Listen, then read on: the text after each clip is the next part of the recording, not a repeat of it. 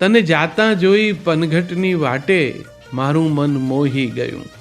જે લોકોને પનઘટનો થોડોક આમ દ્રશ્ય તરીકે પણ અનુભવ છે એમને ખબર હશે કે કૂવા કાંઠે પાણી ભરવા જાય ત્યારે સરખી સૈયરો એમના બેડા છે ને એ ભરાય, હૈયા ઉલેચાય, મનની વાતો જે કદી મનમાં રાખી હોય એ વ્યક્ત થઈ શકે અને એ રીતે હળવા થઈ શકાય. પોતપોતાના દુઃખ રડી લેવાય, પછી ભરેલા બેડે અને પ્રસન્નતાથી જરા હળવા થઈને પોતાના ઘર તરફ પાછા આવીને જીવનચર્યામાં જોડાઈ જવાય.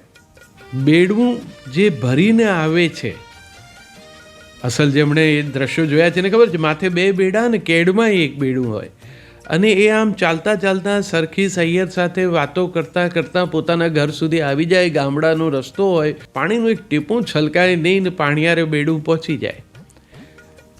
આ જે સંતુલન જાળવી શકાતું હતું એ પનઘટ ઉપરથી પાછા વળતા જે પાત્રો છે એના માથે રહેલા બેડામાં કવિએ જોઈ છે.